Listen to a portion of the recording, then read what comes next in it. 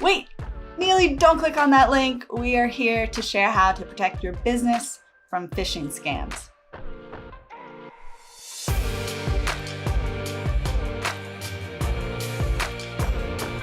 Believe it or not, 88% of businesses around the world experienced a phishing scam last year.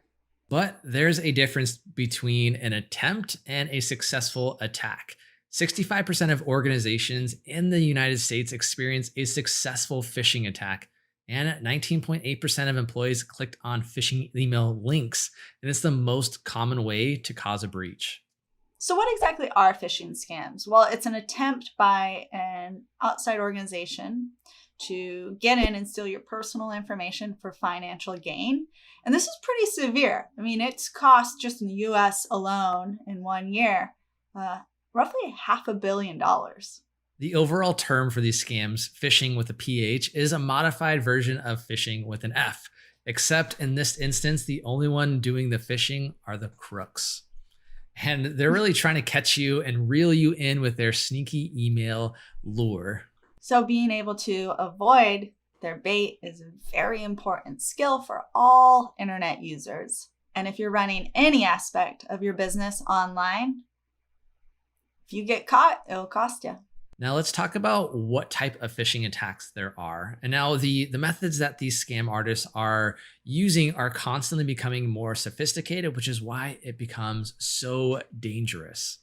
Now, while email is still the large focus for attackers, it's important to note that with the rise of mobile, social media is happening there too. And hey, some attacks are easy to spot. A Twitter bot sends you a private message containing a shortened URL that leads to some type of bad malware, or maybe even like a fake request asking for your payment details.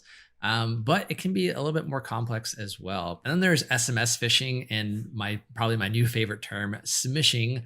The attack works in kind of the same way that an email does, presenting the victim with a fraudulent offer or a fake warning as an incentive to click through the malicious URL that's usually hidden in the form of something familiar.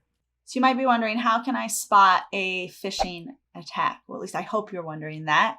Since it is such a common problem, there's actually plenty of resources online to help you. There was even a popular phishing attack that was so bad that PayPal even addressed it on its own website and showed off popular ways of figuring out whether the email is a phishing email or a legitimate one coming from PayPal themselves. So here are some things to watch out for. No email is going to be sent from a public domain. So for example, if you see an email come through from a business at gmail.com, you should be suspicious. So if the domain name, the part after the @ symbol, matches the business name, it's probably legit. But you could also go ahead and pop that domain name into a search engine to do a double check. Now, this makes detecting phishing seem, easy, but trust me, the attackers have a lot of tricks up their sleeve. Another clear way to see if an email or some other variation is a phishing attempt is to check to see if the domain name is misspelt.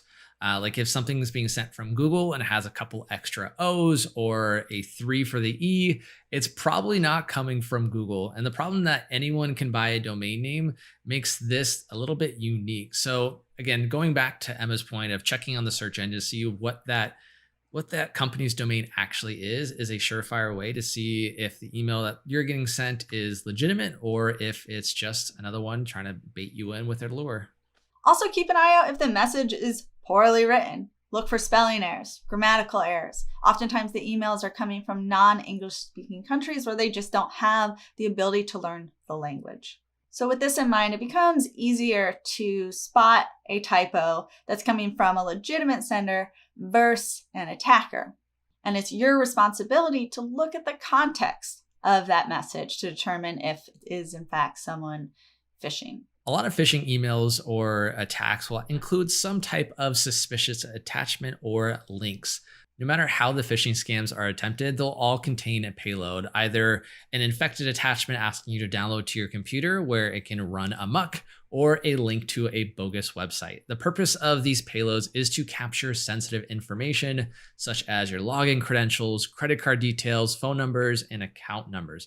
Anything that they can get their hands on to then get access to other sensitive information, like a bank account. So to ensure that you don't fall for this, you're going to need to train yourself to really look at the links. And there are some tricks. You could go ahead and hover over the link if you're on your computer, and the actual address will pop up so you can see, okay, where is this going to go? And on a mobile device, you can actually hover over the link and push down, and it'll pop up.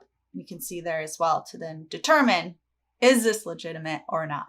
Exactly. And a great surefire way to kind of spot to see whether the phishing attempt is valid or if it's legitimate email is to see if the message creates a sense of urgency.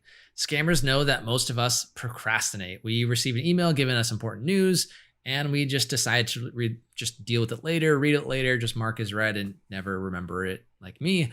But the longer you think about something, the more likely you are to notice that things don't seem right. And that's why so many of these scam requests have that urgency, and it's to get you to act now. So if you see something like, hey, your password is expired, you must log in with the next 3 hours to reset it, or your Microsoft key is invalid, you have until 3 a.m. to activate it, whatever it might be, those are surefire ways to see that this is a phishing attempt, because most of the time the emails that we receive aren't that time sensitive.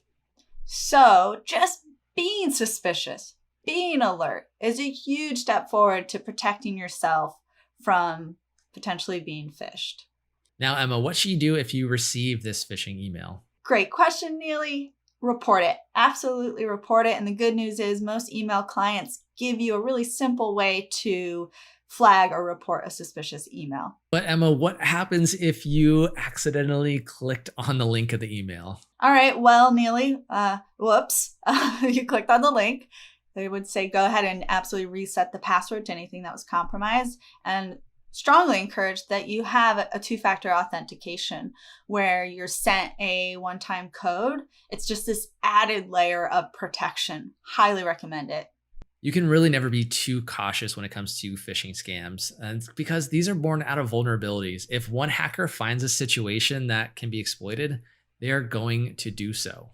And it's easy to get complacent with cybersecurity, but the stakes are too high to get complacent. So SMBs need to be attentive to protect their assets and their reputation. These tips are surefire ways to see if it is a legitimate request or if it's just a phishing attempt. And if you've learned anything in this video or just had fun watching, make sure you give us a like and drop a comment below. And be sure to subscribe so you know when our next video comes out. Thanks for tuning in. This is The Journey.